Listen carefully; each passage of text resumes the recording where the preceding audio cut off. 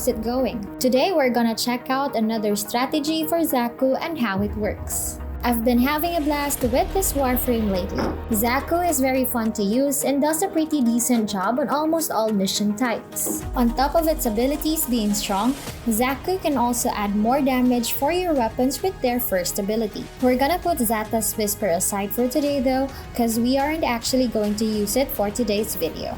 We're gonna replace it with an ability that is very rare to see in any build. In fact, this might be the first time you're seeing this ability being used. All of our damage is going to come from abilities alone, and I tested this on a Kuva survival run for around 3 hours with 0 deaths. Xaku's Grasp of Lohk is another awesome ability due to the fact that it scales with the enemies. If you guys didn't know, the higher the level of your enemies, the more damage their Grasp of Lohk is going to deal. This can scale up to almost 500,000 damage every single shot even without using any strength mods. For this build though, we're gonna be using more strength than that since we're gonna need 200% strength for that 100% armor strip. Xaku's 4 weakens the enemy against void damage, but most importantly, it pauses the duration of all our abilities. This means a single cast of Xaku's 2 and 3 can last you for a very long time as long as you keep their 4 active. Now that we know what Xaku's skills do, let's go ahead and take a look at the build.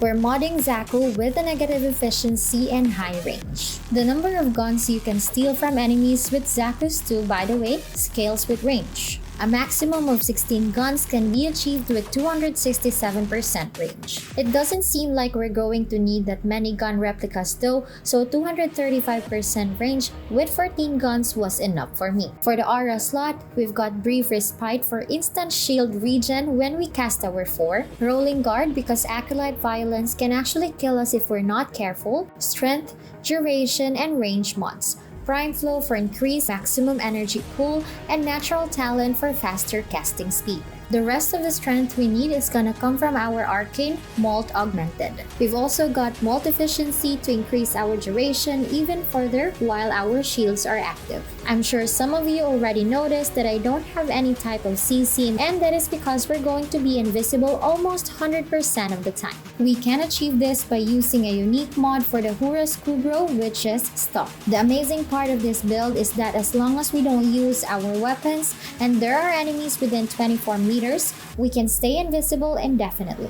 We don't even need energy for this ability. It does have an 8-second cooldown, but it's like a freeze skill without actually subsuming anything. The problem that I came across with this build though is that violence can cancel the invisibility and kill both you and your Kubro. This is why we are going to subsume the ability Master Summon into Xaku's 1. We did not really need Xaku's 1 anyway since it doesn't work on our 2, and Master Summons can actually insta-revive your Kubro.